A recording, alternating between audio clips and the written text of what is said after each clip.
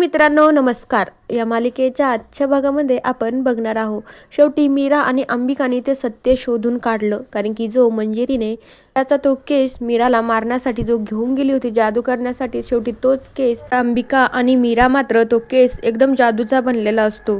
त्यावेळी तो केस त्यांच्याकडे असतो. त्यावेळी त्या असं काहीतरी लिहिलेलं असतं की ज्या व्यक्तीने हा सगळा काही कारनामा केला आहे हा केस मात्र तुम्हाला त्यांच्यापर्यंत नक्कीच पोहोचेल. त्यानंतर तो जादूचा केस डायरेक्टली उडायला लागतो आणि मीरा आणि अंबिका मात्र त्याच्या सोबत खाली येतात. दुसरीकडे मंजिरी आणि अनन्या आणि वेदा मात्र तिकडेच असतात. मंजिरीच्या डोक्यावर सिंग वगैरे लावून त्या खेळत असतात. पण आता मंजिरीला मात्र त्या मार्जरीचा आवाज येत असतो की मार्जरी सांगत असते की मंजिरी आता तुझानं खेळ संपणार आहे. तुझानं जो काही तुझ्याला संपवण्याचा प्लॅन केला होता तो मात्र आता तुझ्यावरच परतणार आहे. मार्जरी मंजिरीला सांगत असते. मंजिरी तर खूप घाबरून जाते. त्यावेळी आता तो केस हळूहळू करून इकडं मंजिरीकडेच येत असतो. मंजिरी मात्र तिथून पळ काढण्याचा प्रयत्न करत असते. पण मात्र तो केस जादूचा झालेला असतो.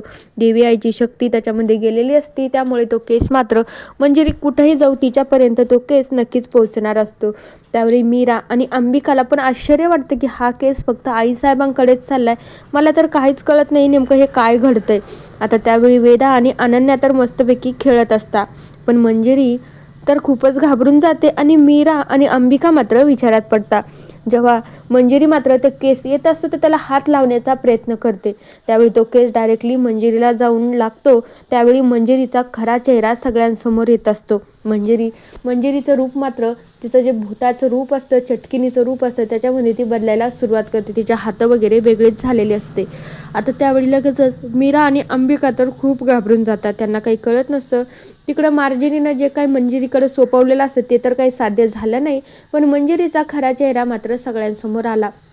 त्यावेळी अंबिका तर म्हणू लागते, आईसाहेब, बापरे, आईसाहेबांचं हे रूप बघायला मिळतंय. मीरा तर खूपच घाबरून जाते. तिच्याकडं तर बोलण्यासाठी काही शब्दच उरत नाही. तर मित्रांनो आता तिथेच असणारी अनन्या आणि वेदा मात्र मंजिरीला काही बघत नाही. कारण की त्या त्यांच्या खेळण्याच्या नादातच व्यस्त असतात. आता मीराने बघितल्यावर मीरा आता बाबांना, नर्मदाला आणि इकडं अथर्वला पण सगळं काही सांगेन. त्यानंतर बघूया काय होतंय. तोपर्यंत अशाच नवनवीन मालिकांच्या अपडेटसाठी आपल्या चॅनलला सबस्क्राईब करा.